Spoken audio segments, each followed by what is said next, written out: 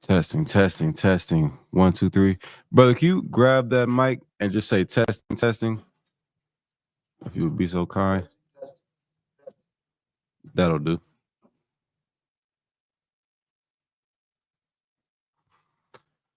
All right. Shalom, Israel. Get a most high hand. Abaji or Jeremiah, can you close this door for me, please? I appreciate it. Scripture breakdown, Southern California. If you have questions, now's the time to ask them. I did have a topic in mind that we'll cover.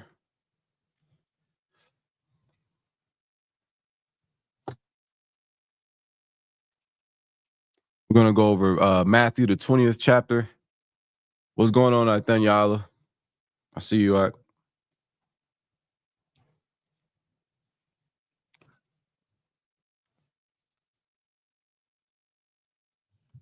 I'll get this off of there, man.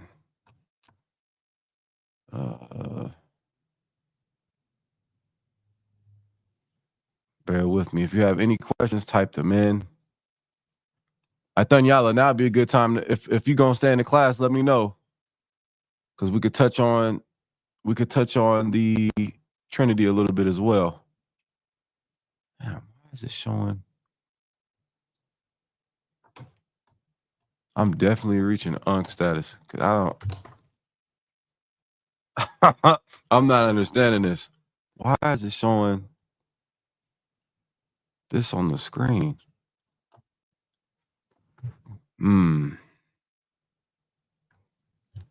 Okay.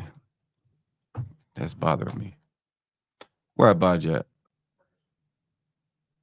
Can you come here, please? Why? I'm trying to remove the blue writing from the bottom left. This part. How do I move that? Go to banner. Banners.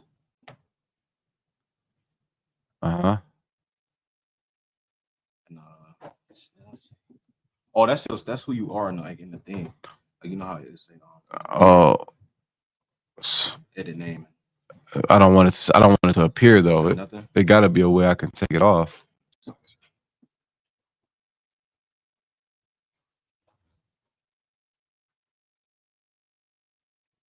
Oh, show display names. Just turn it off. See? You almost had it. Most High Christ. Get the Lord a hand again. All right. So let's talk about the Trinity. Oh, go ahead, Abajala. Okay, go ahead. Basically, the prophecy that's being told in Ezekiel 6 is that the siege of Jerusalem after Christ died, or is that the siege like when Ezekiel was being taken captive? You can apply it to both, but in that time it was about that as well. You see what I'm saying? How do I get to the comments? Can you get go ahead and read the precept you talking about, and then we'll get Isaiah 6 and 13. Shalom, everybody in the chat. Scripture breakdown. Man, excited to be here, man. Grateful. The water, Yahweh Shem Yahushai, for the opportunity to be in the Israelite School, UPK, of course, and to be in the truth, and to know the scriptures, and to know who Christ is, know who the Christ is, a glorious man by the name of Yahushai. It's a wonderful thing. Big ups to Commanding General Yohana for holding on to the truth, because there's so many out there who claim to be in the truth and are not. I'm trying to tell you, brother. Trying to tell you. Just because you know you're an Israelite, just because you know not to eat pork, I guess, that makes you somebody, I guess. I don't know. The thing is with all these groups, they don't understand real brotherhood. They don't understand what it means to really serve Christ, Tonight, you're going to learn what it really means to serve Christ. You're going to learn what it really means to serve the Most High, because in serving Christ is serving the Most High, because that's what Christ did. But we're going to go into some of these questions. Tonight, we're going to focus on Matthew, the 20th chapter. We're going to focus on the penny, the parable of the laborers and the vineyard. We're going to focus on that. I'll answer a couple questions before, but stay tuned for that one. Baba Kushai. Everything good, Shadrach? We got Shadrach in the house. Give him a hand on Shamar. You rest assured that the school is absolutely safe when Shadrach is on Shamar. I promise you. Where you from, Shadrach? Yeah, I'm right. Right? He tells me every week. Right? Give me Ezekiel, what you was talking about. You got the mic? Okay, go ahead. The book of Ezekiel, chapter 6, verse 2. Son of man, set thy face toward the mountains of Israel. Mm-hmm. And prophesy. Who's the Son of Man? What does that term mean? Is Christ the Son of Man, or is Ezekiel the Son of Man?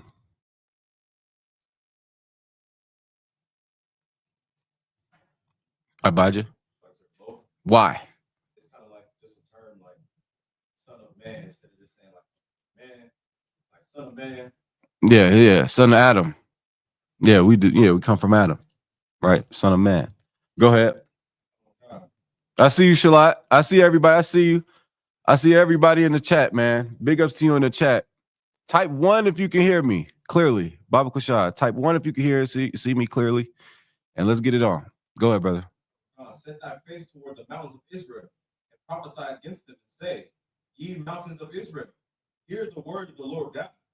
Thus saith the Lord God to the mountains and to the hills, to the rivers and to the valleys. Behold, even I, will bring a sword upon you, and I will destroy your high places. Now, this is Ezekiel. This is the book of Ezekiel. Ezekiel was a part of what's known as the Babylonian exile. He was a part of the first bulk of brothers that went into captivity under the Babylonians. Namely, who? Who is a famous king of Babylon that's in the Bible? Who is that? Young man? Nebuchadnezzar. Give him a hand. Absolutely. Right? Let's give him the mic. That's my fault. Now, Nebuchadnezzar, what? Nebuchadnezzar the second when you go into the history, right? But Nebuchadnezzar, nonetheless. It was like a family name, but there were different Nebuchadnezzars. So during that time, Nebuchadnezzar, the Lord prophesied because the children of Israel were being wicked, of course. Unfortunately, we have a tendency of disobeying the Most High as a nation of people.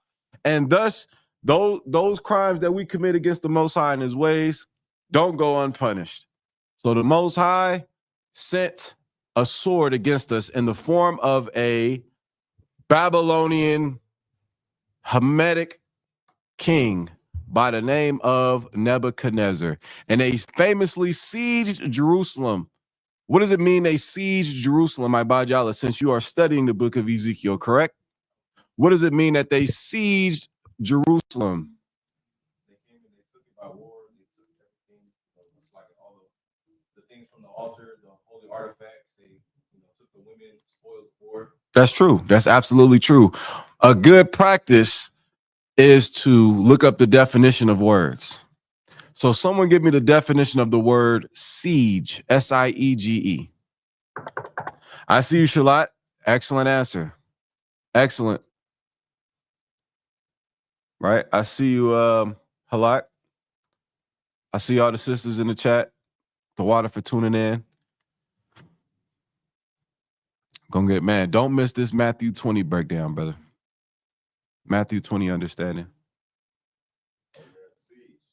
Siege. Where are you reading it from, Shadrach? Dictionary. Excellent source. Credible source. Uh-huh. A military blockade of a city or fortified place to compel it to surrender. So the king at the time, or one of the kings at the time, I believe it was the latter half of because Nebuchadnezzar ransacked us twice. The king was Zedekiah, King Zedekiah of Judah. And King Zedekiah was to pay tribute. Ah, it's all coming together. King Zedekiah was to pay tribute to Nebuchadnezzar, but he started to resist Nebuchadnezzar. Like, man, I'm tired of paying taxes to him. I'm tired of giving him a percentage of, whatever, right? And in the disobedience of Zedekiah, Nebuchadnezzar, the Lord sent Nebuchadnezzar to siege Jerusalem. And what they did was they fortified around Jerusalem. How did they do so? They encamped Jerusalem with all their soldiers. They didn't allow food in or out, and they sieged Jerusalem. So food grew scarce. You understand? Supplies grew scarce. And in turn, lack of food, lack of water, people started to lose their mind. People started to die. You understand? They seized Jerusalem, and then ultimately, they ransacked Jerusalem. They got in there, and Zedekiah, the king, was famously, right? He was famously held by two soldiers of Nebuchadnezzar, and who knows what happens? Zedekiah is on a run. They capture him. The Babylonians capture him, bring him before Nebuchadnezzar, and then Nebuchadnezzar has what done to Zedekiah? Who could tell me?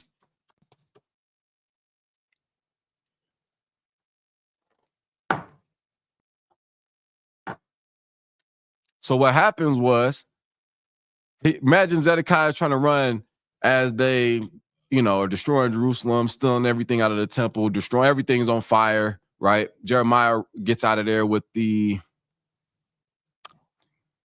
Ark of the Covenant. He goes and hides it, right? Men followed him, but couldn't see where he hid it. That's another thing.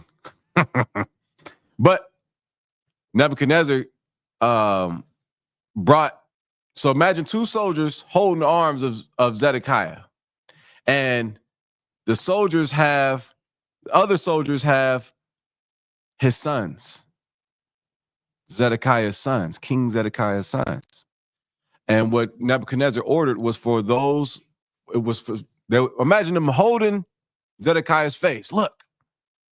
And the Babylonian soldiers, at the command of Nebuchadnezzar, that's a biblical term, slew his sons in front of him.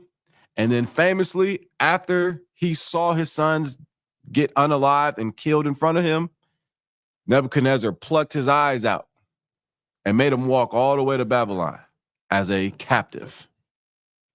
Right? Let's read that real quick. Find that for me. I'll find it.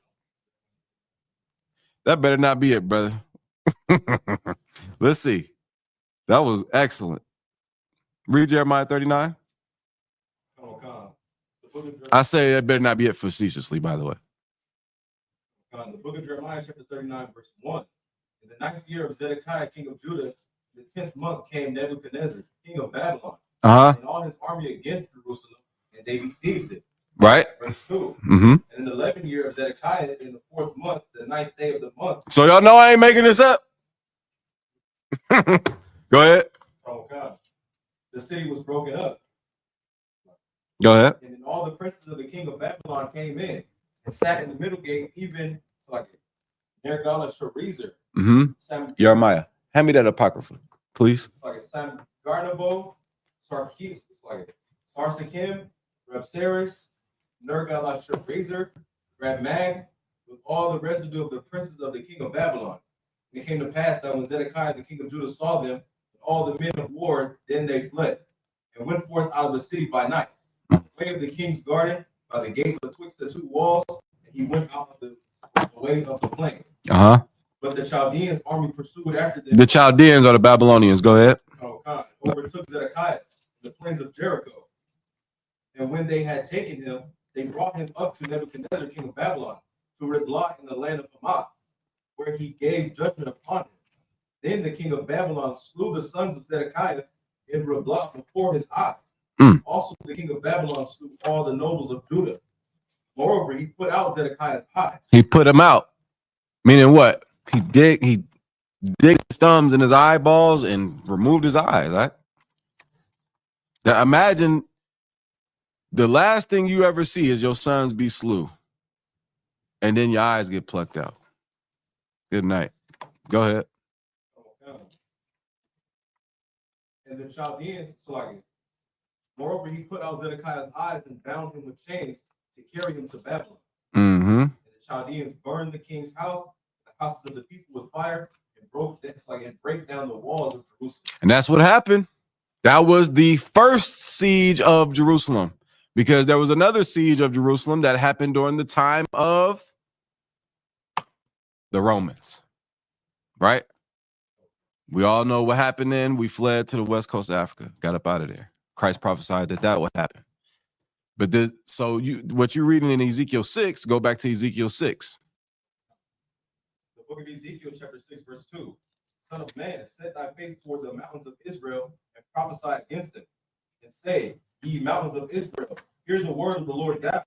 Thus saith the Lord God to the mountains and to the hills, to the rivers and to the valleys. Behold, I will bring a sword upon So imagine it's nighttime, everything's on fire. You know, the king's trying to run off, the kings get caught, and people are running and screaming for it's a terrible, terrible night, a few days, really. I'm talking about when they actually got in Jerusalem. Imagine that.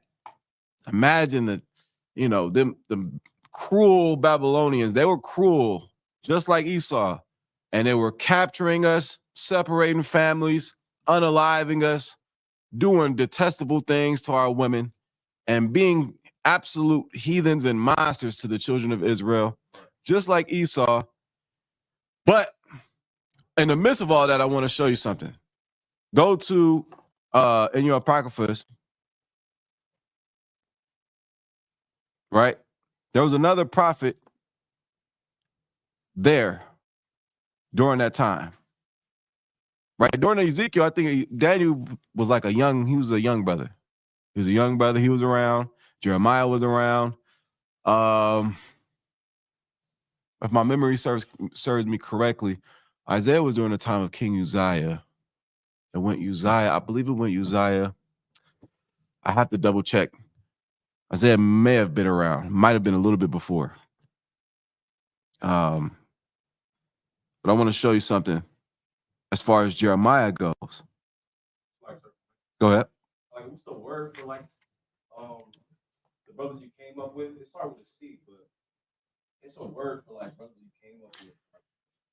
You know what I'm saying? Peers? No, like it. C. Cohorts. I think I know what you're talking about. That's a good guess. If it comes to me, I'll say it. But go ahead. You read Ezekiel, what you wanted in Ezekiel originally. Ezekiel chapter 6, verse 4. That's verse 3. And say ye, mountains of Israel, hear the word of the Lord God. Thus saith the Lord God to the mountains, and to the hills, to the rivers, and to the valleys. Behold, I will bring a sword upon you.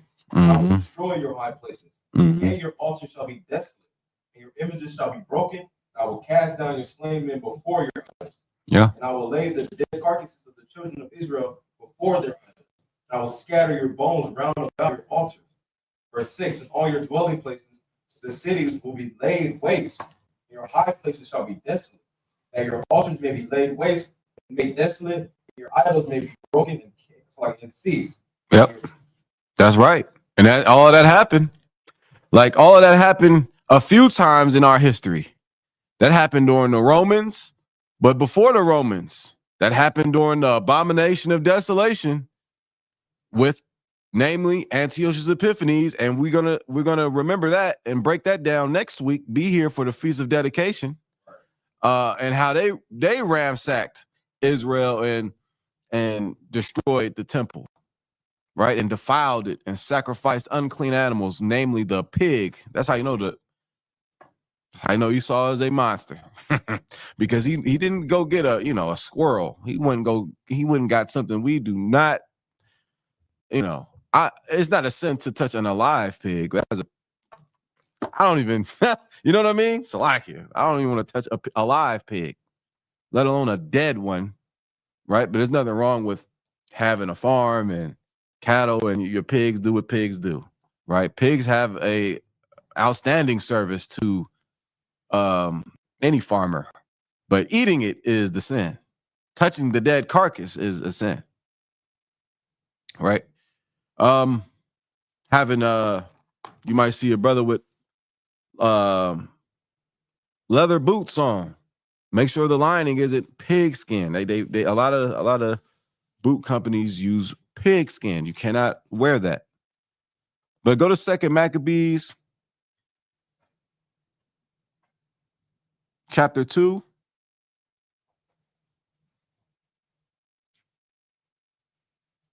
I'm gonna just start at 1. So all of this is going on, and Jeremiah, a prophet of God from his youth, from birth, right? And Jeremiah is a young black boy, but at this point, he's a young black man. All right, he's a black man, so get that in your mind.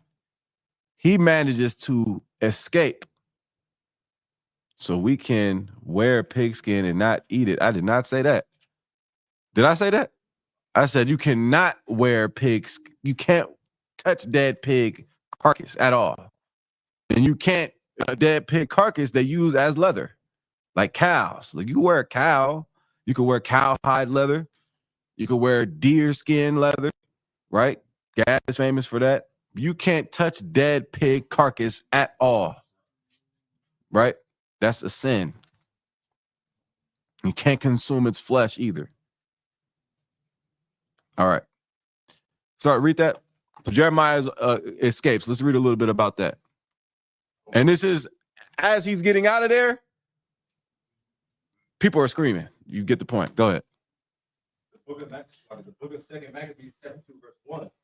It is also found in the records that Jeremy the prophet commanded them that were carried away to take of the fire as it had been signified, and how that the prophet, having given them the law, charged them not to forget the commandments of the Lord, and that they should not err in their minds when they see images of silver and gold with their ornaments. Verse 3. With other such speeches exhorted he them, that the law should not depart from their hearts. It was also contained in the same writing that the prophet, being warned of God, commanded the tabernacle and the ark to go with him, as he went forth into the mountain where Moses climbed up and saw the heritage of God. Right. You ever seen if you haven't, it's a good movie, Indiana Jones. Anybody watch Indiana Jones? Raiders of the Lost Ark. What's the movie about?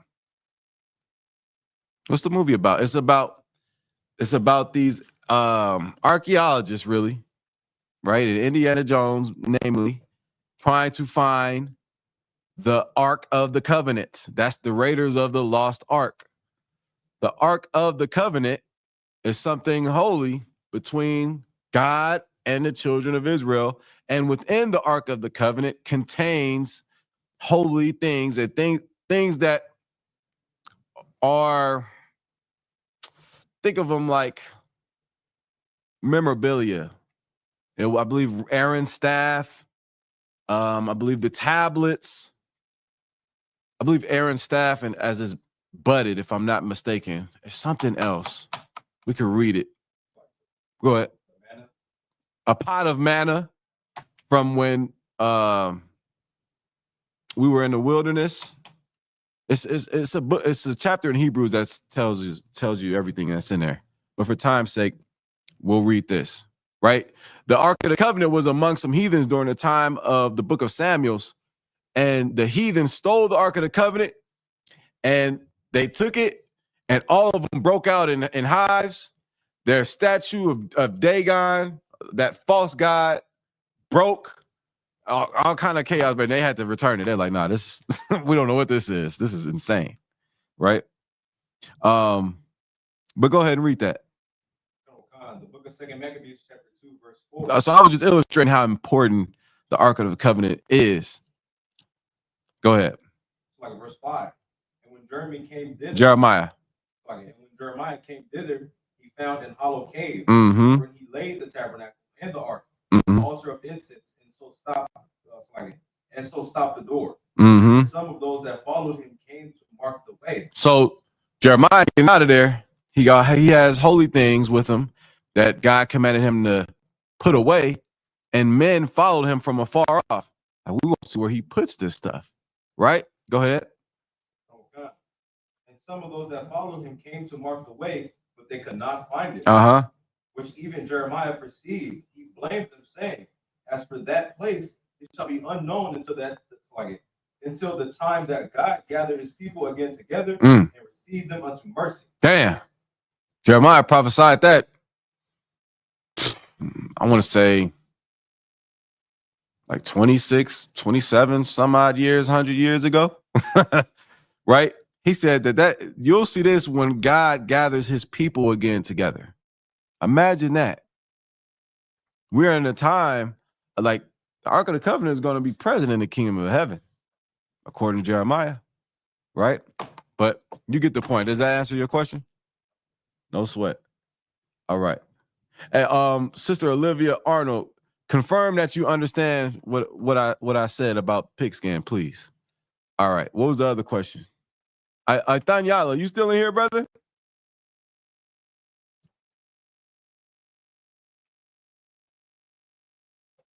All right. If everybody can type 1 in the chat, type 1W in the chat if you understand that you cannot eat pig and you cannot wear pig. So I just want to be super clear on that. I don't know where the confusion came in. Go ahead. Go ahead, brother.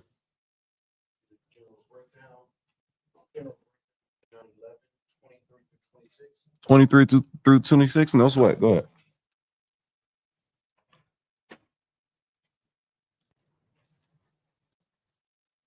John 23, 11.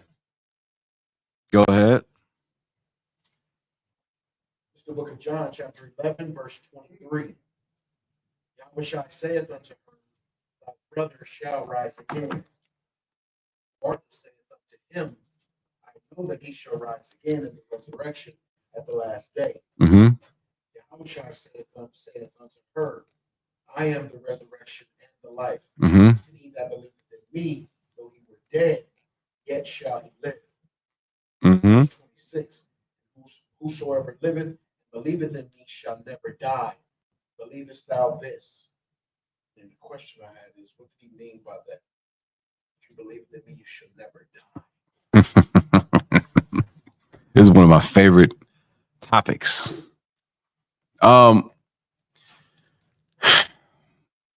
Okay, so just to give some background on this chapter, this is where he rose Lazarus up from the dead after his body started to go through rigor mortis, started to smell, right? But Christ came when everybody was mourning and glorifying the Most High. He raised him from the dead. There's no account of Lazarus following Christ after that. So, but it's all this is what you should get from that account, or one of the many things you gather from that account. When I say account, John 11th chapter. Christ is Martha. Read what Martha said. Verse 24, Martha said, know that he shall rise again in the resurrection of the last day. Right. Keep going. So she mentions the resurrection. What is resurrection? Bajala. Yeah. See, we understood what's another word for resurrection? Bajala. Yes. Reincarnation. Right? She knew that he would come back. Right? Did I say that right? She knew that he would. Yes, she knew that he would come back. But what Christ said is what's key. Go ahead.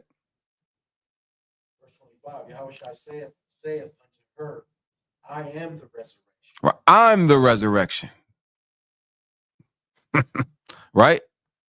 So put that in context of the conversation and what just happened with him raising someone from the dead. Which is why Yahushua is so important. Yahushua is the sole reason why there is an Israelite school UPK. He is this, like, of course, the Most High is his orchestration, right? But Yahushua, if he would have failed to Satan's devices of, fall down and worship me, you can rule Rome right now. If he would have failed to that, there would be no UPK. There would be no us in here reading the Bible. But Yahushua was such a strong, powerful brother, right? He, in everything he did, he died and was raised from the dead. Imagine that. We're going to read that. Like, he died. He was on the cross. The Romans saw him. The scribes and Pharisees saw him, so much so they had guards guard his sepulcher to make sure that the people couldn't remove the stone guarding his body, so that they couldn't fake like he rose from the dead. But that, you ask me, that was the Most High allowing the soldiers to guard the tomb. That was testament of the Most High's power itself, because you can't say that nobody took his body. The Most High rose him from the dead. Christ, after 3 days and 3 nights, rose from the dead. And he's saying that I am the resurrection. Anyone that believes in me shall have what? Eternal life. Now, what does he mean by that? I see you, sister Ayla, I see you. Aitanyala, I got you. Akawan, I got you. What does that mean?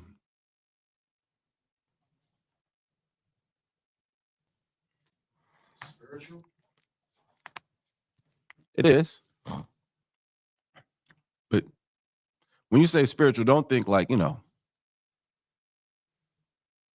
give it to me practically. Think you. I'll give you me for an example, right? I'm no one. I had to die so I can live. I'm giving you the answer. Do you understand?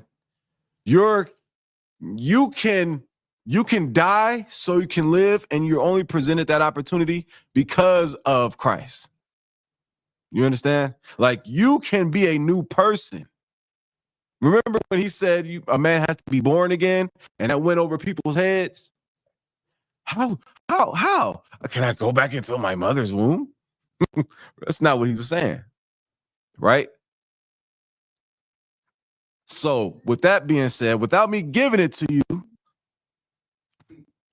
how does that work? How can you become, how can you die and live and after dying?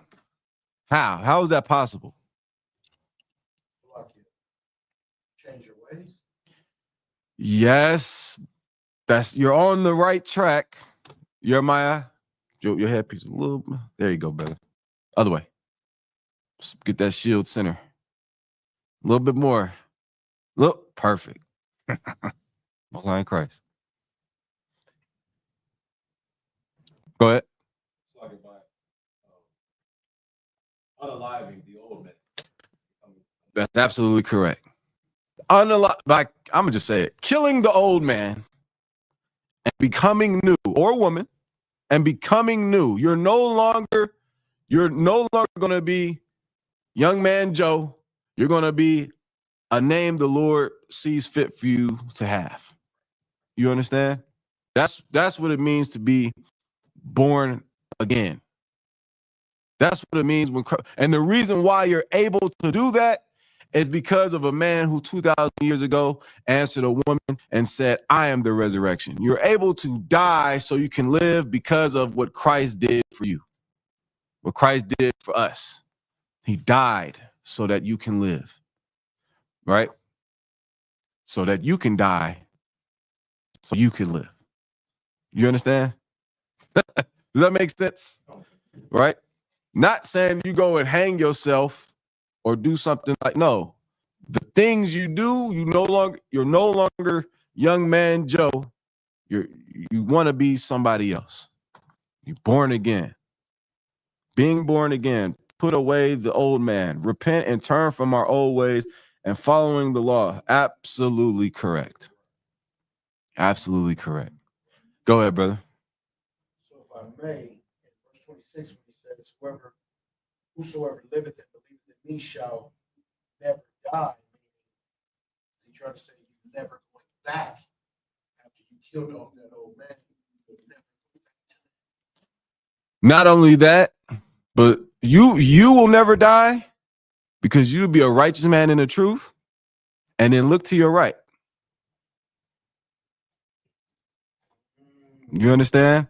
And then he's going to look to his right, and he's going to look to his right, and then guess who's going to come back? Because you changed your life. I don't want to blow it. I don't want to have nobody. But listen, like I look at my sons, I'm gonna raise them right. I'm gonna get it together. And so he raised his son and raised his son and raised his son and raised his son. And I'm back again and we raised right. Go ahead, Shadrach. It's not saying you're gonna live to be 5,000 years old. That's Christianity. You're gonna in the kingdom of heaven, you're not gonna live till 5,000 years old. You might live a really long time. You're gonna enjoy the days might be longer and all of that, right? Who knows? But you're gonna live forever because your descendants are gonna be just be a righteous brother now. It's gonna pay off. You're doing your lineage a great service by not sleeping with other men's wives. Go ahead, Shadrach. And you don't sleep with other men's wives because you follow Christ. Right? You think you just in this chair by coincidence. You're back again. I'm gonna spin your head a little bit. You don't know who you was to him 5 generations ago. You know, we don't get caught up in that. We don't, you know what I'm saying? But regeneration, reincarnation is a thing. That's our culture. We understand that you come back after you die.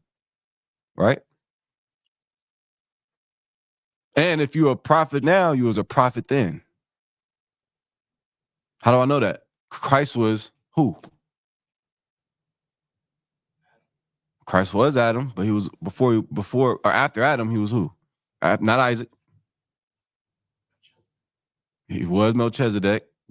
Somebody else. Solomon. That's what I wanted. He was Solomon. See? Go ahead, Shadrach. I got you. I budget. 1 Thessalonians 4, verse 13. Mm-hmm. But I would not have you be ignorant, brethren, that which are asleep, that ye sorrow not, even as others which have no hope. Mm-hmm. Verse 14. For if we believe that Yahushua died and rose again, Mm-hmm. even so them also which sleep in Yahushua will the Most High bring with him. Now you're gonna have brothers who go to sleep with their fathers. That's a biblical term, right? In today's terms, we say they die. And they're gonna be in their coffins, and they're not gonna go through reincarnation. They're gonna come back. They're gonna meet Christ in the sky when Christ cracks that sky, because they were faithful and loyal to the Most High and Yahushua, and they're gonna meet Christ in the air. They're gonna beat us there. They're gonna get there first. You understand? That's an amazing thing. It don't go into detail how, and you know, that's all Paul gave us. And that's all we need. That's to comfort one another. I believe he says that in the same precept, because death can be so intimidating to us as a people. But Paul is saying, be comforted. You believe in Yahushua, don't you? You'll never die. Right? Go ahead. And then you got brothers in the school who have passed away, and we remember them and honor them. They'll never die. We will never let those names die. You understand? So, go ahead. Verse 15, for this we say unto you by the word of the Lord, that we which are alive and remain unto the coming of the Lord shall not prevent them which are asleep. Verse 16, for the Lord himself shall descend from heaven with a shout, and with the voice of the archangel, and with the trump of God, and the dead in Yahushua shall rise first. Mm-hmm. Verse 17. There it is. Then we which are alive and remain shall be caught up together with them in the clouds to meet the Lord in the air. Damn. And so shall I hope y'all ready to be in the air. No, bro. Some brothers scared of heights, right? Some of them named that one. I'm joking, right? I'm not a fan of heights. I'm gonna be honest. But if it means dodging missile fire, count me in. I want to be on a chariot of God, and I want to be there with my brothers and my family. But to do that, I have to kill the old man. You got to kill the old man. Go ahead. and with the trumpet. Then we which are alive and remain shall be caught up together with them in the clouds to meet the Lord in the air. And so shall we ever be with the Lord. Wherefore, verse 18, wherefore comfort one another with these words. Mm-hmm. You hear that, right? Comfort one another with these words. You see that? Like I said, you have sons. I mean, there's scriptures in the Apocrypha that talk about having sons and how he's gonna, the enemy think he got the dad, but no, you're gonna see his son look just like him. Same nose, same eyebrow. Like, damn, we thought we got rid of him. He's still here. They thought they got rid of Mattathias. Here comes Judah Maccabees. Judas Maccabees? Tomato. Yeah. But you get the point. Go ahead. Was that on that? The brother said he had a question on Isaiah 6 and 13. I got you, Kamada. I'll answer that question next. Give me Isaiah 6 and 13. So we covered a little bit about the siege of Jerusalem, the history of that. The brother had some questions in Ezekiel. We answered it. We're good to go. What's going on, Yaquan? Yaquan in the house. Book of Isaiah, chapter 6 and verse 13. Mm-hmm. But yet in it shall be a tent, and it shall return. Give me a couple verses up. Book of Isaiah, chapter 6, verse 11. Then said the Lord, Lord, how long? And he answered until the cities be wasted without inhabitant, and the houses of without man, and the land be utterly desolate. Verse 12. And the Lord. And Isaiah was before Jeremiah. He was a little. I'll take a water, but if you could get everybody else first, Baba Kushai, appreciate it. Go ahead. Verse 12. And the Lord have removed men far away, and there be a great forsaking in the midst of the land. Verse 13. But yet in it shall be a tent, and it shall return, and shall be eaten as a teal tree, as an oak tree, as an oak, whose substance is in them. Right. What you need, Aitanyala, is verse 11. Right. The Most High is, again, the children of Israel were doing detestable things in the sight of the Most High, and it didn't go unpunished. That's all 13 is saying in a figurative way, using things as examples, right? But verse 11 is what you need to understand 13. If you read 11, read it again. The water too. Verse 11. Then said I, Lord, how long? And he answered, until the cities be wasted without inhabitants. Right. And that's exactly what happened. Sometime after Isaiah, the Babylonian siege of Jerusalem, Nebuchadnezzar. Then after Nebuchadnezzar, did we go home and be free from captivity? Absolutely not. We were under the Persians. Surprise, another captivity. Then after the Persians, surprise, the Greeks. After the Greeks, surprise, the Romans. Go ahead, Ibaja. Go ahead. I got a question. Was the siege of Jerusalem at the hands of the Romans was a punishment for crucifying Christ, or is that just the way the Lord wanted it? Hey, listen, I'll tell you this much. You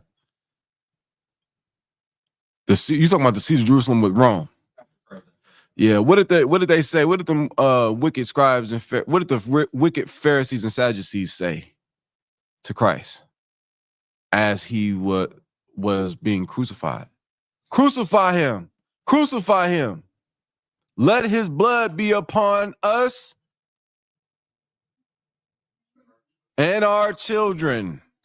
What happened 30 years?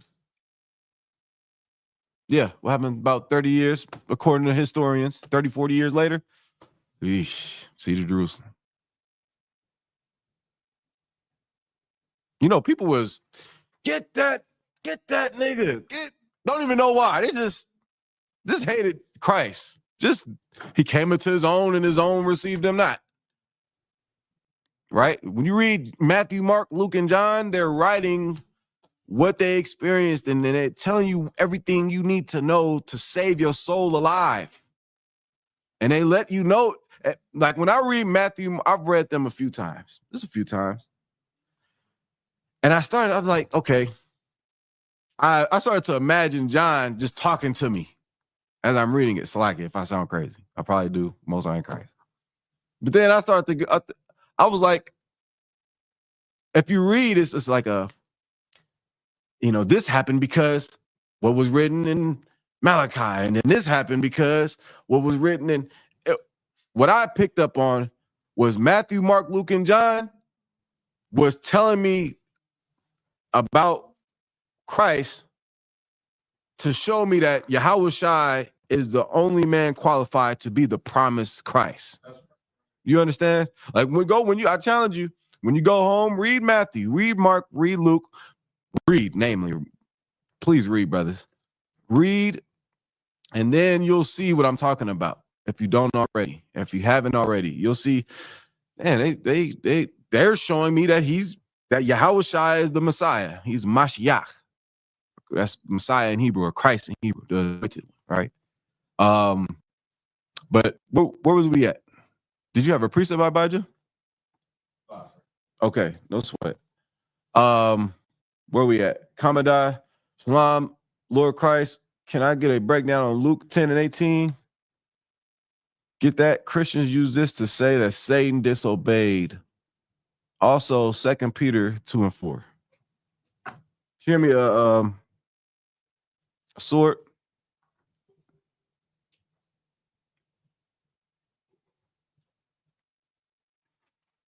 Uh, 10 and 18. Do all that. Appreciate it. Is yours? What's this? Oh man, it's nice. We might not get this back. Imagine stealing the Bible. That's crazy, huh? On camera. I wouldn't do that. The book of Luke, chapter 2. This is nice though. I like the words, like they're when you get an older, your eyesight, boy, I'm starting to understand. So I appreciate the large print. Go ahead. It's the book of Luke, chapter 10, verse 18. And he said unto them, I beheld Satan as lightning fall from heaven. Christians use this to support the idea that Satan fell from the sky. And out of rebellion, because Satan was the number one guitarist in heaven.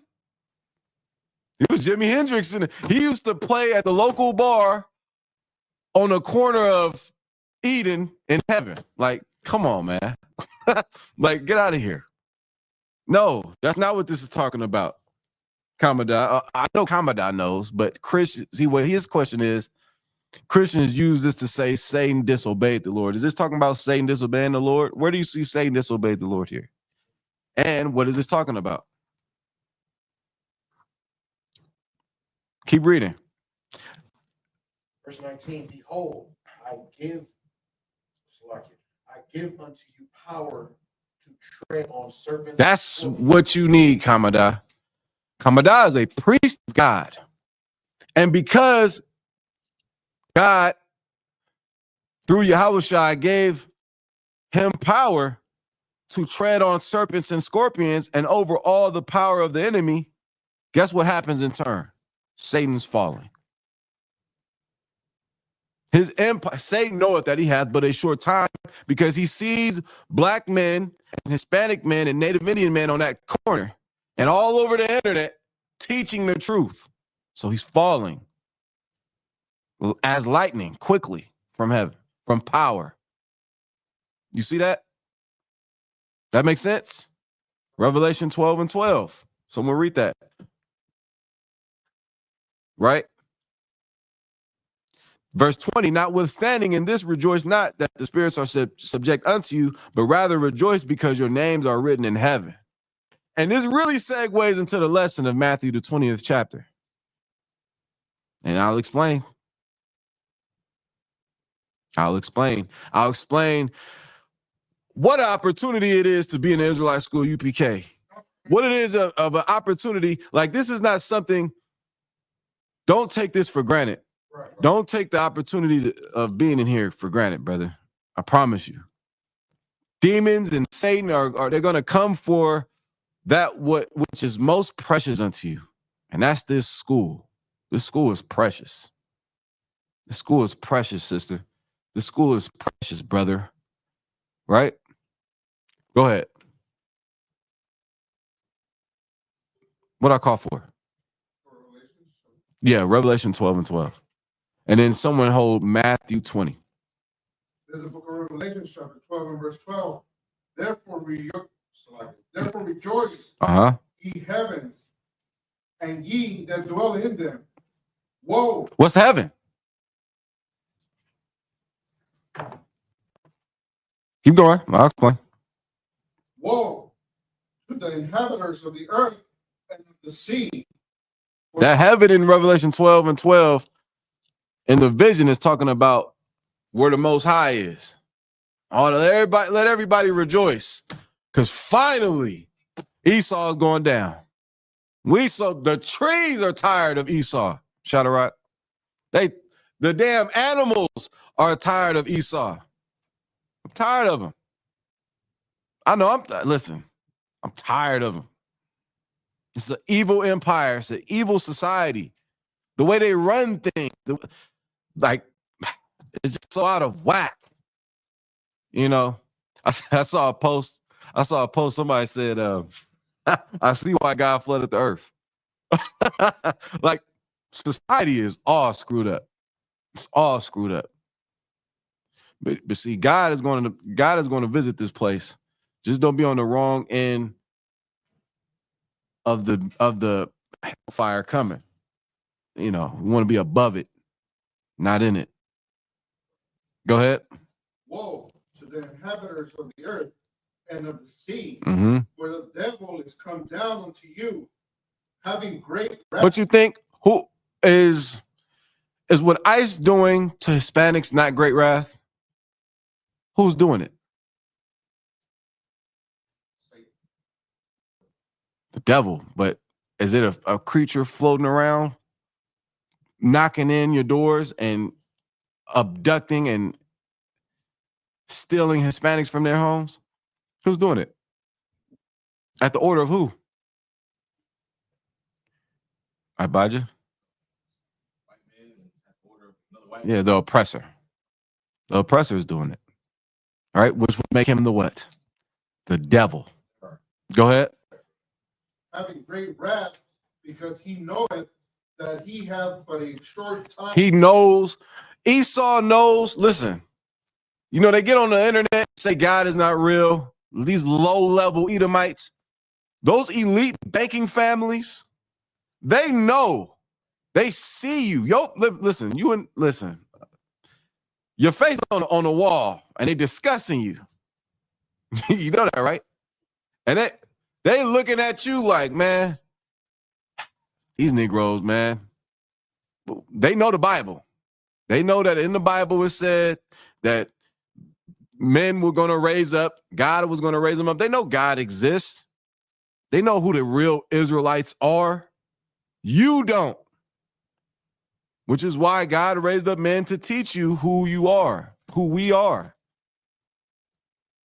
And he hears what you're going down, Esau. Christ is coming back. And he knows that is true. So he's trying to do everything he can to stop Christ from coming back. You understand?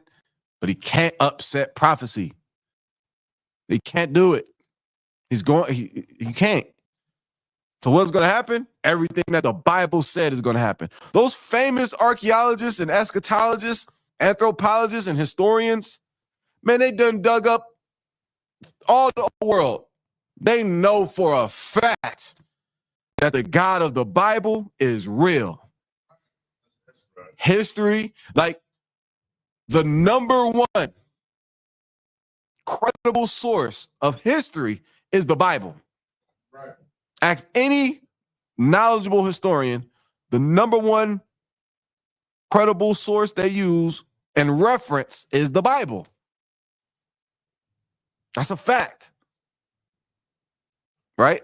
I'm speaking from a personal, but I studied history in school. The Bible it wasn't a Bible class, but the Bible kept coming up. They kept bringing up how the Romans did this, and then you can find that in the Bible, in Matthew, and Hezekiah's tunnel, and all these places that they've excavated throughout time. You know, the Bible's true. They know that. But they also know and fear what the Bible foretells about the coming future. Esau, you're not going to rule the world for the rest of eternity. You're not going to, like when America goes down, Russia's not next. You understand? The saints of the Most High shall take the kingdom, right? And they're going to rule under the authority of Christ, Yahushua. That's what's going to happen. You cannot stop it. But let's go into, I hope that, he said 2 Peter 2:4. And it's a nice Bible, brother. I need the link. Nah, I'm joking. Letting my personality show a little bit. 2 Peter's. This reminds me, in all jokes aside, this reminds me of my first Bible.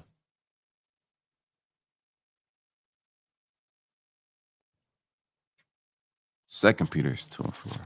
There's a book of 2 Peter, chapter 2 and verse 4. For if God spare not the angels that sin, but cast them down to hell and deliver them into chains of darkness. Right. So what we got to do is what you learn in the school is the truth, right? So make it make sense. You know it's not talking about actual angels of God, because angels of God don't disobey God. You know that the fairy tale version that Christianity teaches is not true. Who are the angels of? I kind of gave it to you. Who are the angels in this context? You. That was us. We sinned. Who can sin? Angels can't sin. You think an angel, I'm not saying they have houses and cook dinner. You think an angel's in heaven eating bacon on the low? No. Right? Go ahead. And delivered them into chains of darkness to be reserved unto judgment. Verse 5, and spare not the old world, but save Noah, the eighth person, a preacher of righteousness, bringing in the flood upon world. Right. For if God spared not the angels that sinned, but cast them down to hell, what's the hell? And delivered them to the chains of darkness, what's that? Yeah, slavery. Ultimately. Go ahead. But that was it on that. That's all he had on that. He said verse 4 in Luke 10 and 18. Where we at? 1 hour? Okay, if I'm gonna get to this breakdown, I'm like my see a question. I want to get to this breakdown. It's gonna be a little time, and we can kind of press for time. I want to go to Matthew 20.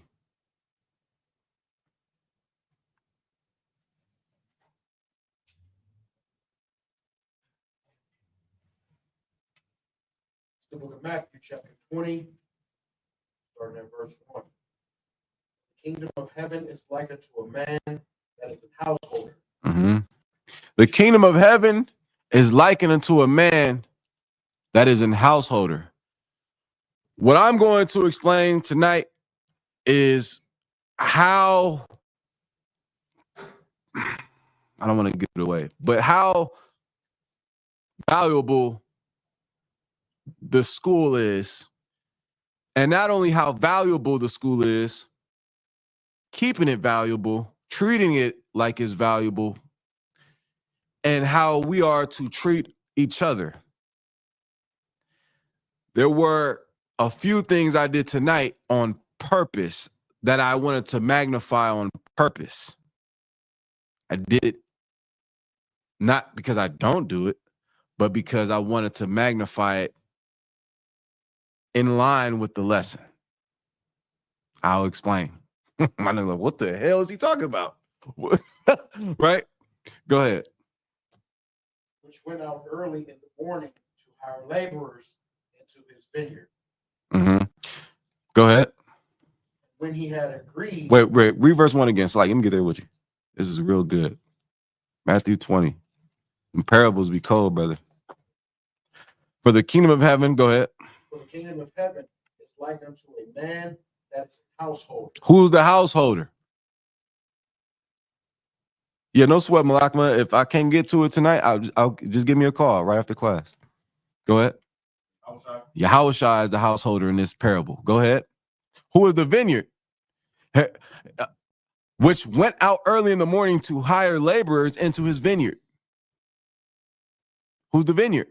I gave it to you. Isaiah 5 and 7, real quick. Get Isaiah 5 and 7. Who is the vineyard? Who or what is the vineyard? Who is the vineyard? What is the vineyard? Who is the vineyard? Isaiah chapter 5, verse 7. Mm-hmm. For the vineyard of the Lord. For the what?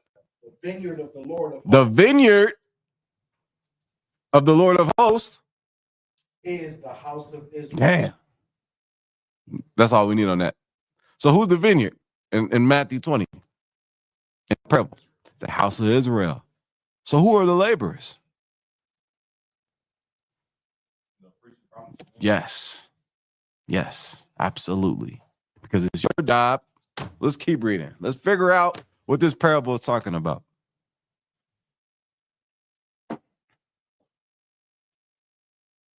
Verse 2. Matthew 20 and 2. Matthew 20 and 2.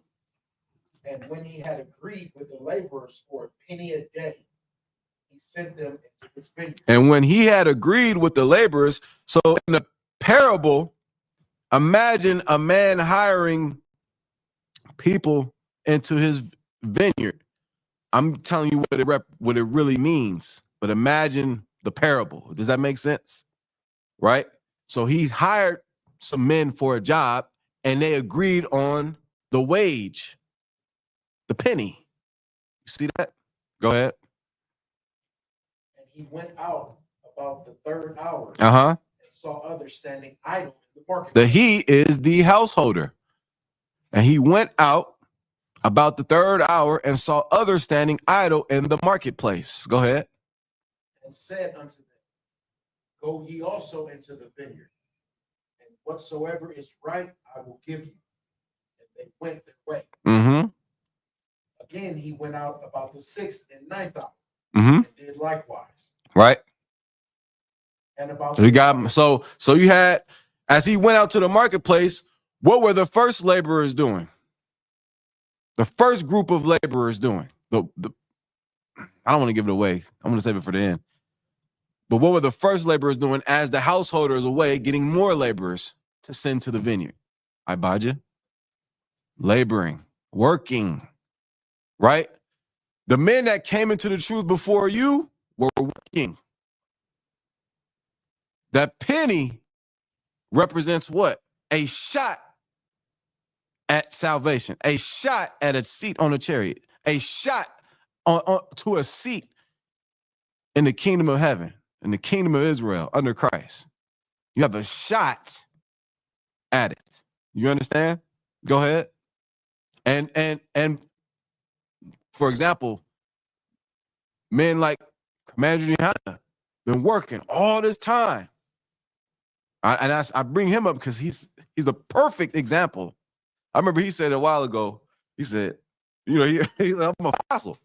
Like he is like, when people say stuff about the school that ain't true, and then Commander Johanna be like, that never happened. I don't guess if it, I believe him. He was there. You understand? But he agreed to that penny. Men of old agreed to the penny. It's like I agreed to the penny.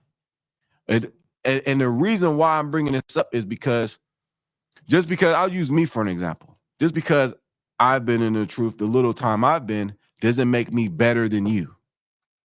You understand that? Like, remember I said I magnified examples throughout the class. You're gonna be, oh, that's why he did that. Ibajala went to go get some water. And he asked me if I wanted some water. And what did I say, Ibaja? Give him the mic. Now, this is what I would do regularly. Right? He's trolling. But I magnified it for the sake of the class and the lesson. What happened, Ibaja? So you say you would take a water to make sure everybody. Exactly. Now, why? Why? What does that do? Ibaja? Like, sir, it shows selflessness. Did I come in? Did anybody brother come in here on a damn bus with his face on it? And then when he got off the bus, 12 men with damn trumpets, priests and hot? No. You understand? Like, there are fake Israelites who did and do that. All right. You understand? We don't do that. We don't do that because when a man, and when he wants all the glory, guess who's not getting the glory? Yakawan. Yes, give him a hand. Absolutely. I don't ever come to this class. I'm grateful for the opportunity to be able to teach class, and it's my job to make sure one day you teach class. That's why I come to class, so that you are ready to teach class, right? Just like the man before me made it happen so that I can, you get my point?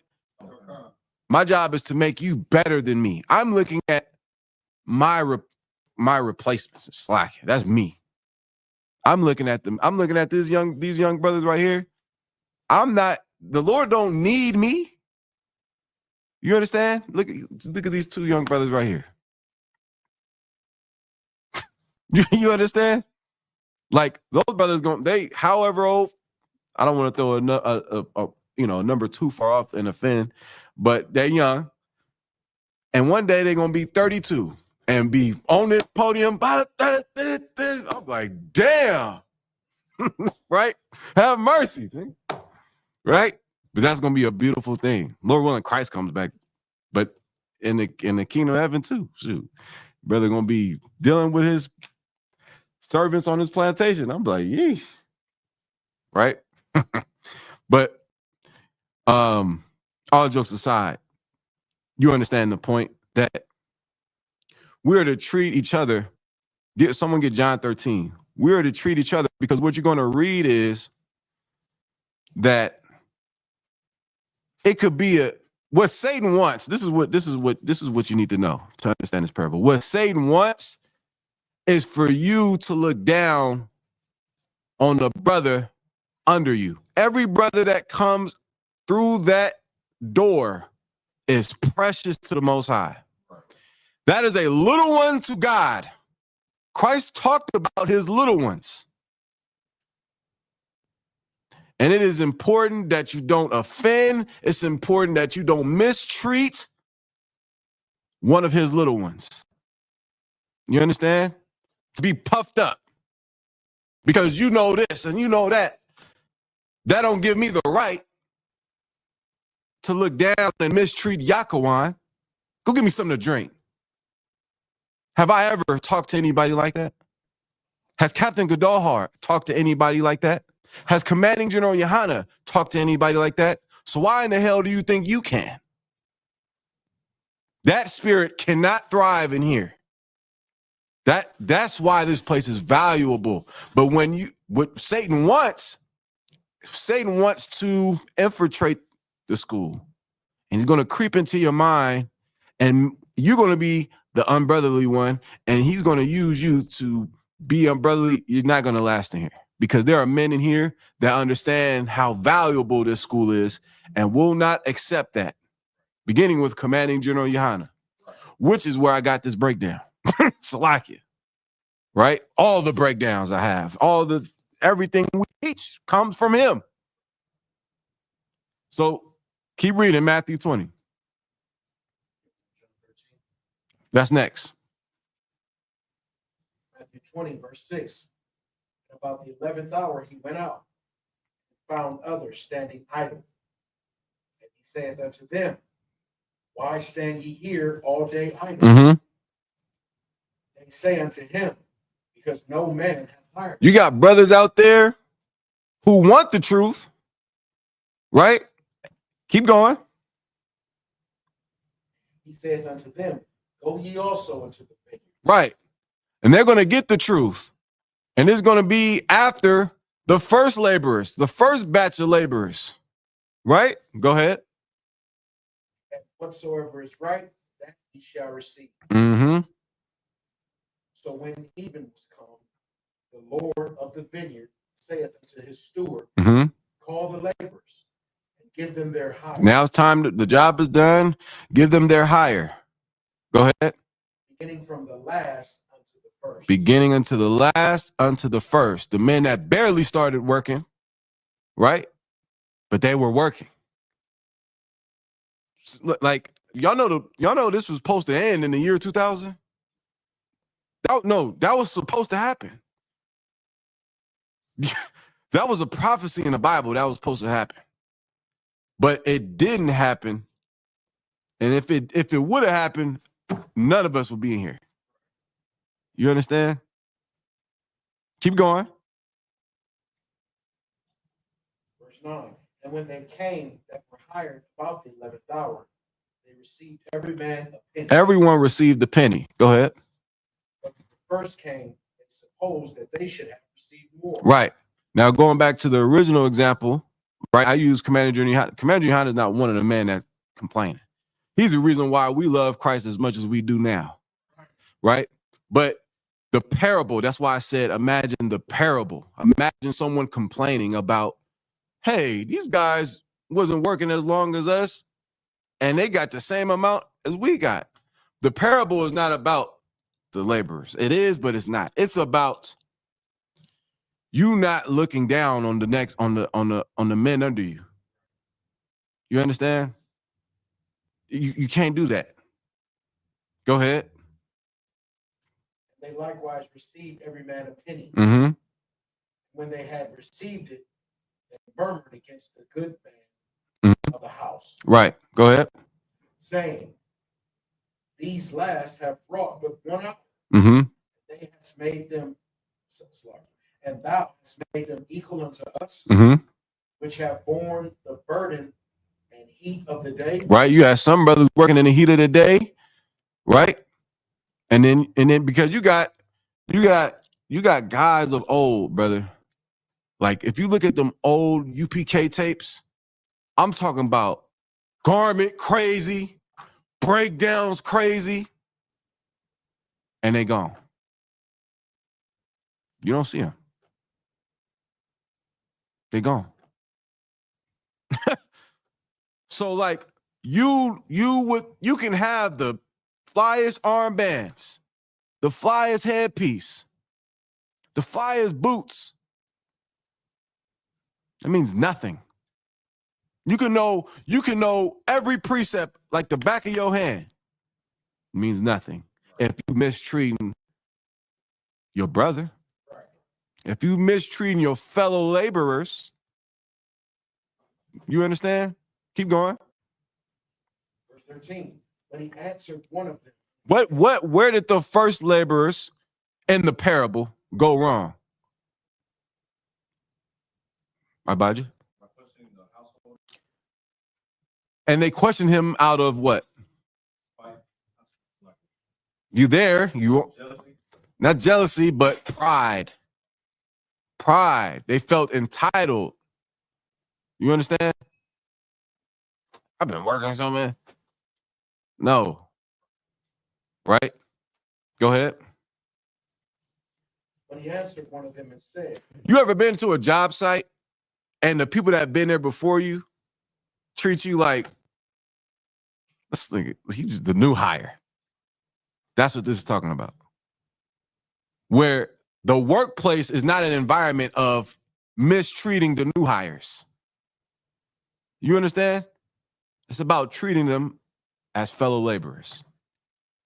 Treating them with respect and dignity like a brother. We don't do what the heathens do.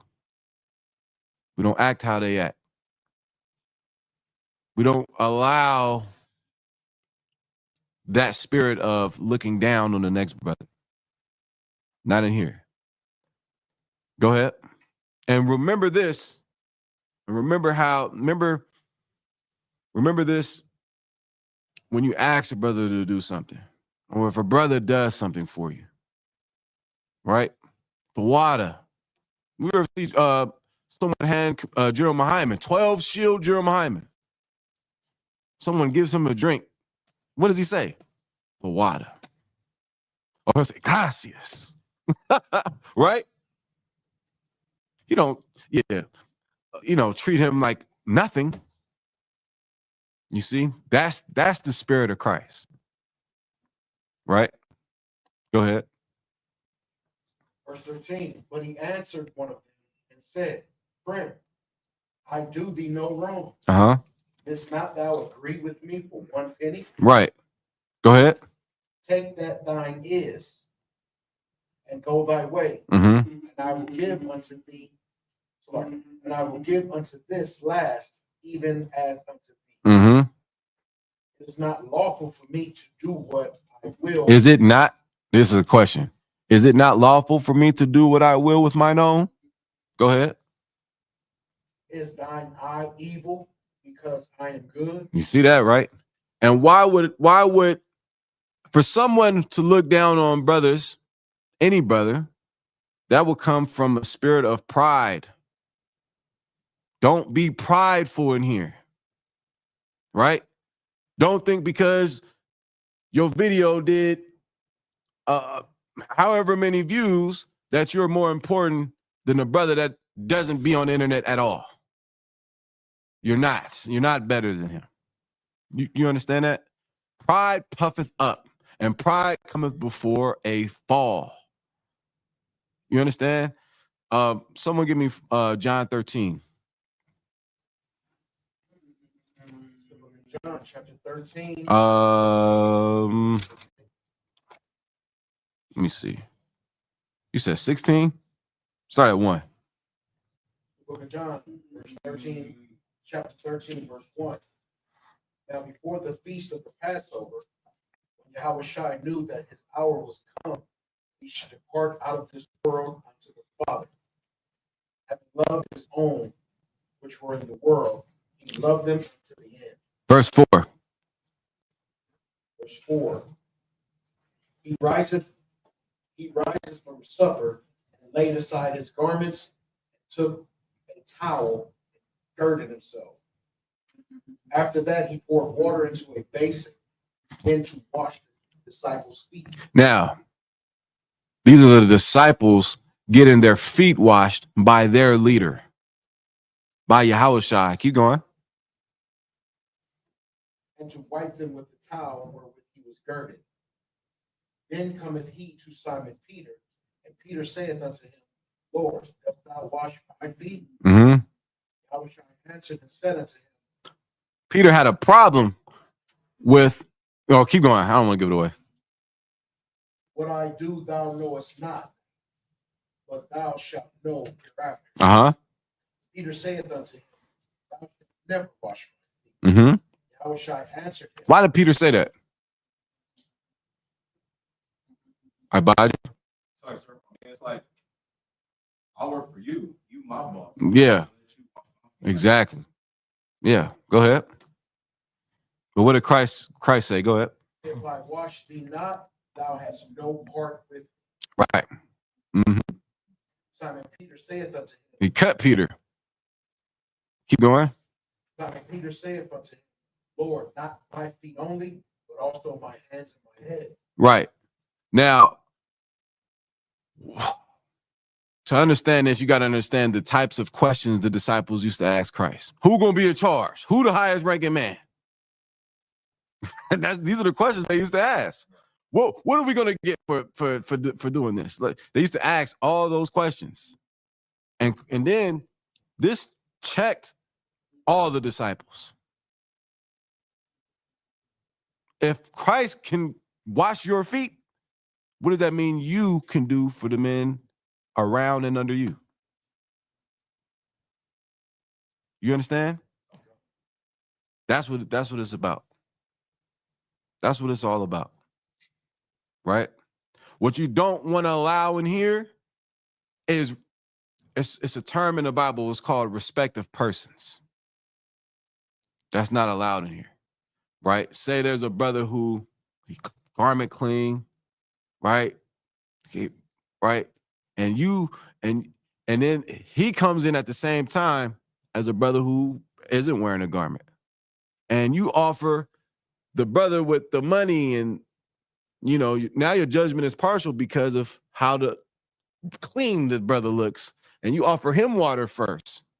And you offer him the best seat in the house.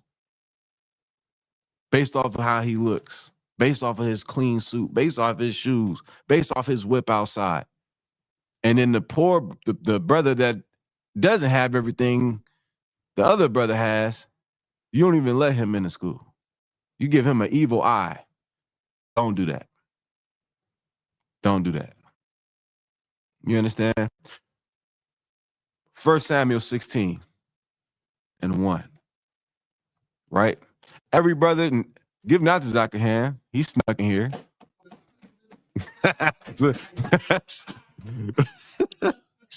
That's funny. Right? 1 Samuel 16 and 1.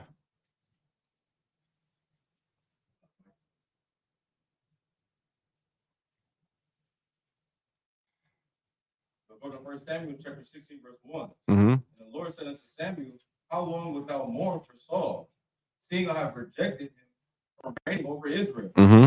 Fill thine horns with oil, and go. I will send thee to Jesse, the Bethlehemite, for I have provided me a king among his sons. Mm-hmm. And Samuel said, How can I go? If Saul hear it, he will kill me. The Lord said, Take an heifer with thee, and say, I am to come to sacrifice to the Lord. Verse 3, and call Jesse to the sacrifice, and I will show thee what thou shalt do. Thou shalt anoint unto me him whom I name unto thee. Samuel did that which the Lord So Saul disobeyed the Lord, and the Lord told Samuel, his prophet, that he has a king in mind, and he wants Samuel to go anoint him.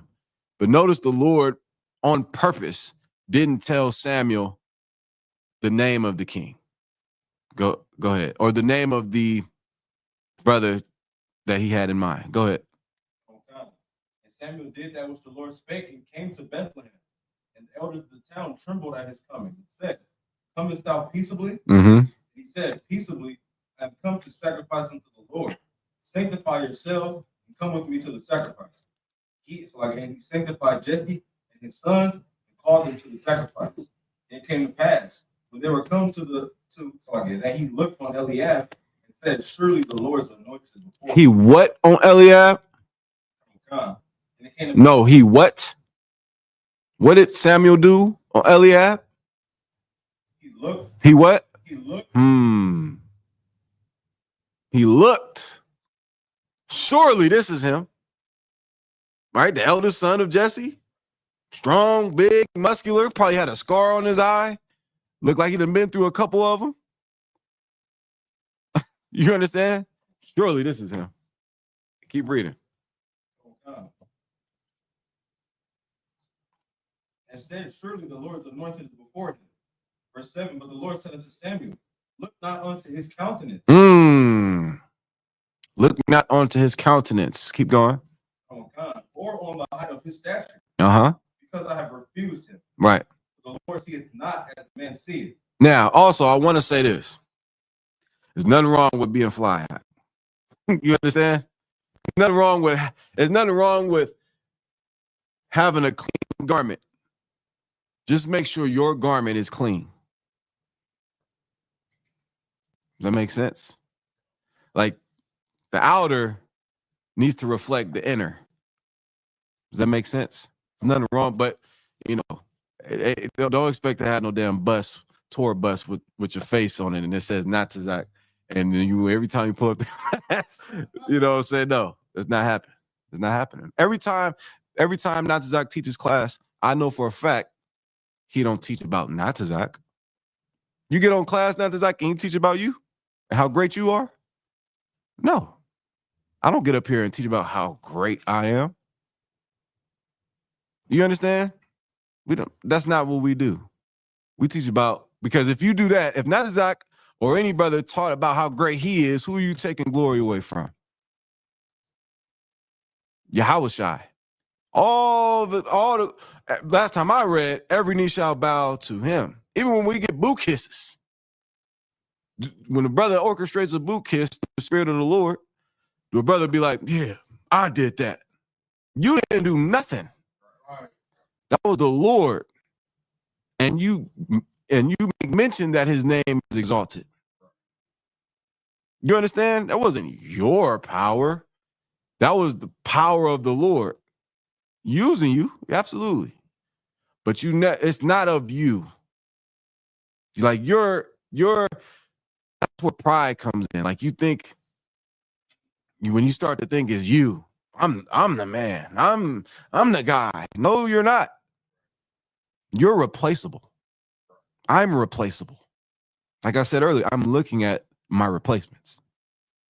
I'm looking at men who will be better than me, and every fiber of my being will make sure of it. Not to Zach, because you see these young brothers, not to Zach? Yeah. One day they're going to teach class. You understand? Go ahead. Verse 7. And they're going to teach. Imagine if I laid out the example of everything opposite of mistreating a brother. Imagine if I was a brother in the house of God, the Israelite School UPK, and they watched me mistreat brothers. What you think they're going to do? What do you think they're going to do? I'm young man. If you saw me up here talking down on other men, talking down on brothers, gossiping, go get me a water. If you saw me doing that, what would you do? in turn because you think that's okay, what would you do? How old are you, brother? 15 years old. If you saw me doing that, what would you do? That's right, Allah. What would you do?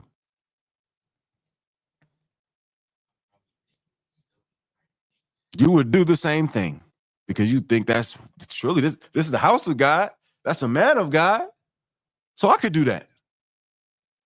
No, you cannot do that. You cannot do that. That's not allowed in here. So Natazak will never give you the example. Natazak is one of the brotherliest brothers I know. Ibajala, Yakawan, Shadarak, all you brothers are brotherly. Don't end the brotherliness. Is that a word, Natazak? Don't end the brotherly. It is now, damn it. Don't end the brotherliness or sisterliness. Right? Just because now you got your Hebrew name. Just because now you officer of this. Just because now you officer of that. Don't lose your way. I'm still a trooper. I pray you understand.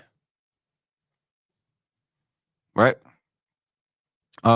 Keep going in 1 Samuel.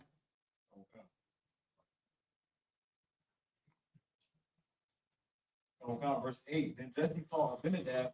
So now, with that young man, make sure you treat these brothers right because every brother, the brother right there, the brothers that come in, brothers that we don't know that's going to come in, it's important for you to know those brothers are precious. They mean something to the Most High. And if you know that these men are precious, you would treat them right. You wouldn't treat them like how people treat people on the work site, how they treat new hires. Just because they're new hires, you treat them like fellow laborers. You treat them like brothers. You understand? Go ahead. Come.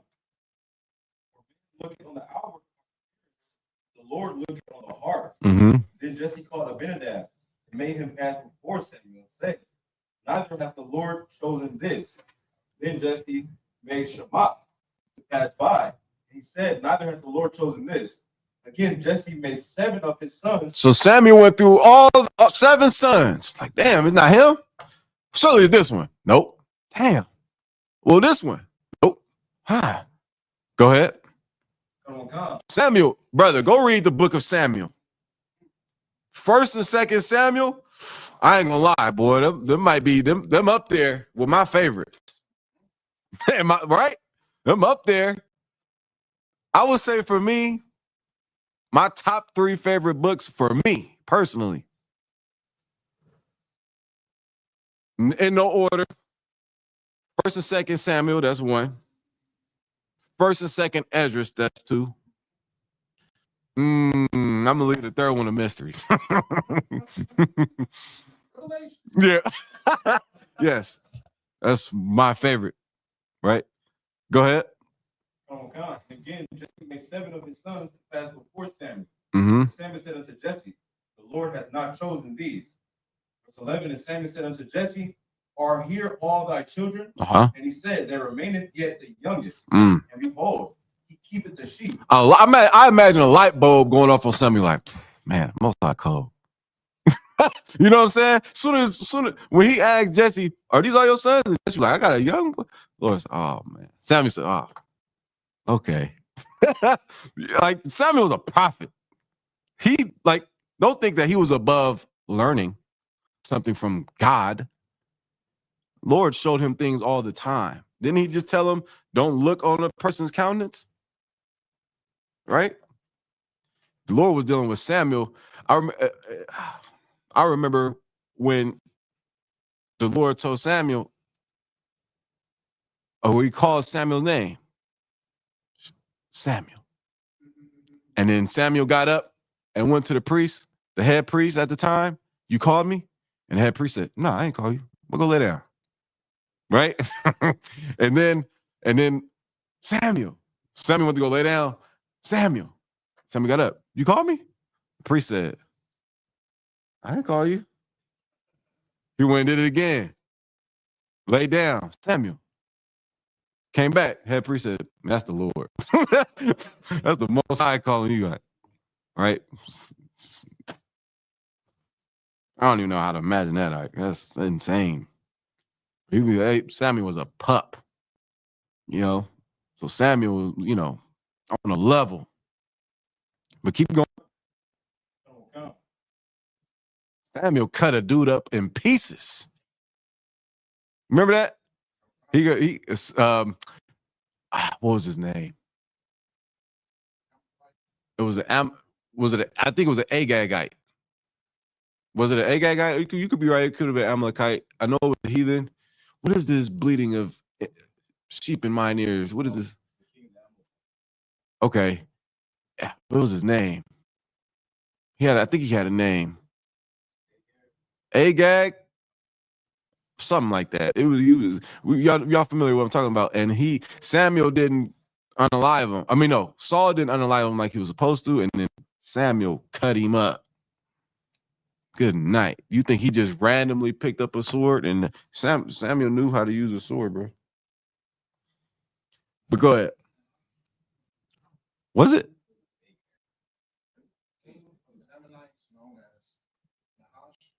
Uh-huh. That's okay. We'll come back to it. But go ahead. Don't come. And Samuel said unto Jesse, send and fetch him, for we will not sit down till he come hither. Mm-hmm. Verse 12, and he sent and brought him in. Now he was ruddy and withal of a beautiful countenance. Why did they say that? Why was that? Why did the scribe, why did he make sure that was written? Why did the Lord make sure that was in there?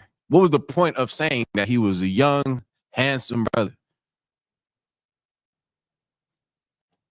So I guess to say, like, don't overlook the young. It's not like that. Because what was the first 7? Probably trained in war, older, mean looking, who knows? But something about them looked like he's the guy for the role. But the Lord said in verse 7, what? Right, because the Lord looked at Christ said in Revelation, speaking of Revelation, I tried the hearts and the reins of man. He sees you for who you really are. You understand? Right? He knows if you mistreating a brother. Right? He knows if you're someone who just wants to usurp authority over men and treat them like crap. You're not gonna last here. You're not gonna make it through Hebrew Academy, not Zach. Hebrew Academy is something different.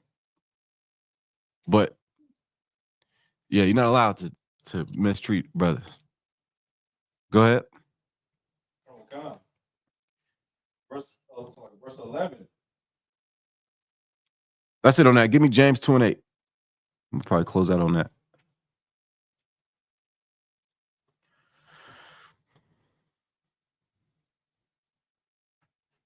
The book of James, chapter 2, verse 8. If you fulfill the royal law according to the scripture, thou shalt love thy neighbor as thyself. You do well. But if you have Someone hold Matthew 22 and 28. Go ahead. Verse 9. But if you have respect to persons, If you have respect of persons, you commit sin. you commit sin. So not only are you not allowed to do that, it's a sin if you do it. That's what it said, right? I don't know. Maybe that's not what it said. Mistreating a brother is a sin. Respect of persons is showing partiality or favoritism to others based on their status, wealth, or popularity. You understand? Like, I've been studying the internet. Oh man, Salaki, I'm gonna be so real with y'all right now.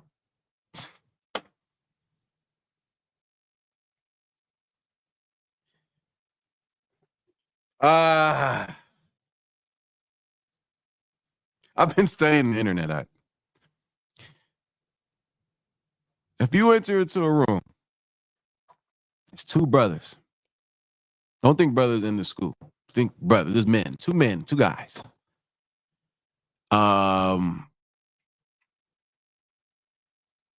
And one man has 1 million followers on social media, and the other has 300.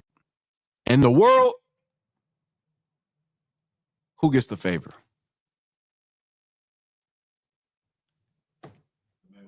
Yeah. Why? Because he's popular. Because he has, you know what I mean? And here that don't matter. You know what a fake Israelite tried to argue? How many subscribers he has on YouTube. Last time I checked, that don't matter to God. That don't matter. You understand? Like, it's amazing to you know, have presence online. You know, you want to fish. That's absolutely amazing in the right spirit. But what's not in the spirit, someone blow my mind with the answer. What's not in the spirit?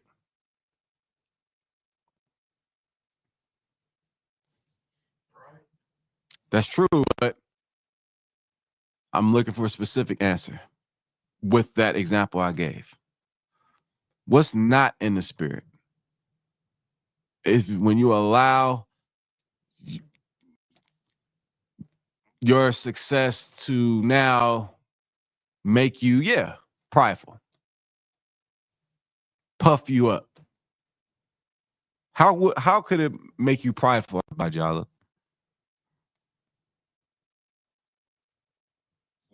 You got 1 million followers. You have $1 million. It's not just. I was just making an example of, because you know, in the world, that's what they look at. You give a woman, a woman asks, add me on Instagram, and she see you got 20 followers, they brain go to he's a nobody. She see you got so many followers. Oh my God, who is he? You know what I mean? And it shouldn't be like that, but it is. That's how the world is. But how the world is can't be how we are. You understand? So what's an example of someone with money, with popularity, right? The popularity could be whatever. What's an example of him being prideful? Mm-hmm. I think he's exempt from the law. Okay. Thinking he's exempt from the law. Not Zach. Right. Why didn't John follow Christ? John had followers. John should have stopped what he was doing and practiced what he was teaching. Follow the man after me. Did he follow the man after him? Did he still have disciples? Oof. Yikes. See? I'll tell you straight. That's what I want, Sister I Lie, by treating a brother or sister less than because of whatever they feel makes them more important than the next brother or sister. Your car doesn't make you more important than the next brother or sister. Your garment doesn't make you more important than the next brother or sister. Your headpiece doesn't make you more important. Your following online, your viewership, your subscribers, none of that makes you better than the next brother or sister. If you're in the Israelite school, UPK, we treat each other like Christ treated it. Christ bathed his disciples' feet. You're not better than the next man. If my Lord can you understand the magnitude of that? Jesus Christ? Yahushai? Who was, brother, you talk about humility, meekness from the King of Kings, and he washed your feet. That's why he had to check Peter. So you're not washing my feet, Salakia, sir. And Christ had to check him. If you don't let me wash your feet, you have no part of me. Peter said, damn, wash my head too. Right? You're right, sir. It's like you. Right? That's what's important. It's how we treat one another. Don't allow Satan to come in your mind, to come into the school, to, what's the word I'm looking for? Not devalue, but to compromise the spirit of the school and what you were introduced to. How to treat one another. You understand?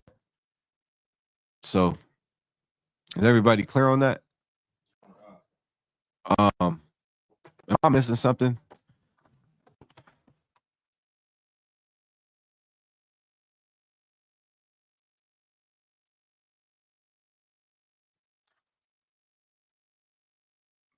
The brothers around you are watching you. You understand that? They're watching you. Your Maya is watching you, not the Zach.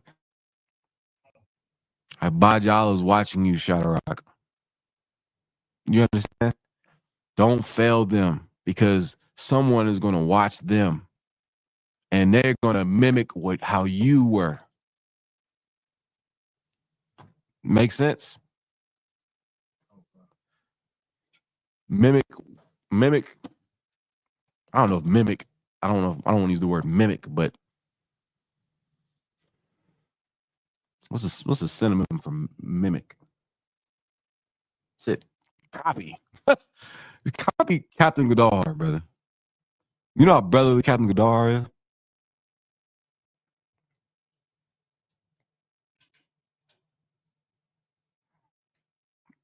Commanding General Yohana.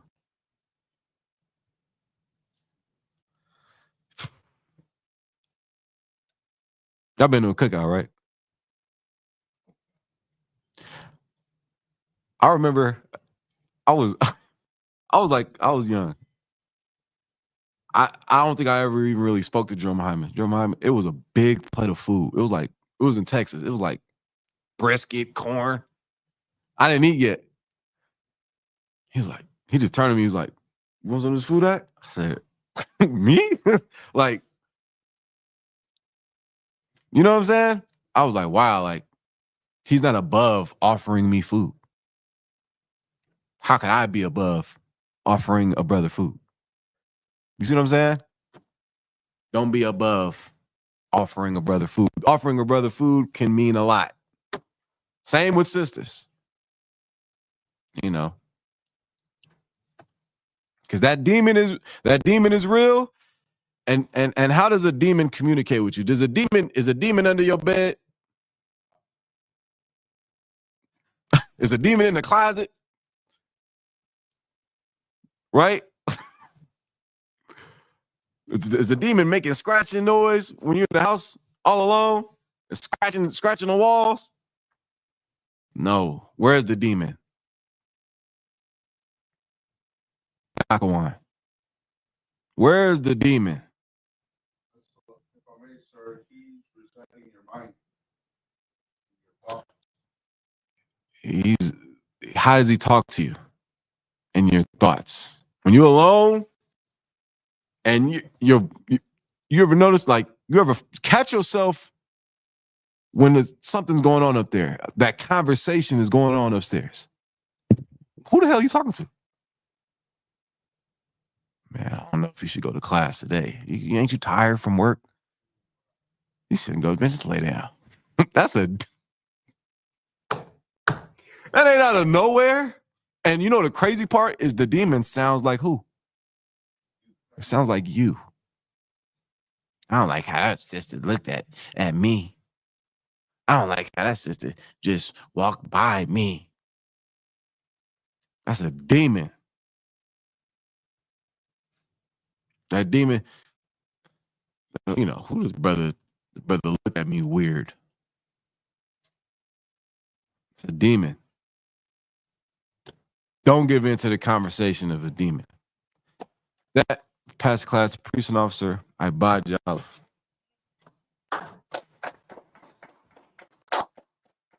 Before we're in the class, again, the water to the Most High and Yahweh Shai, and big ups to Commander Junior Yohana. and the generals, all the men above me, all the brothers around me. And till next time. Thank you, Israel. Amani. Want to give one courtesy salute to the teacher, Minister Israel Amani Shabbat.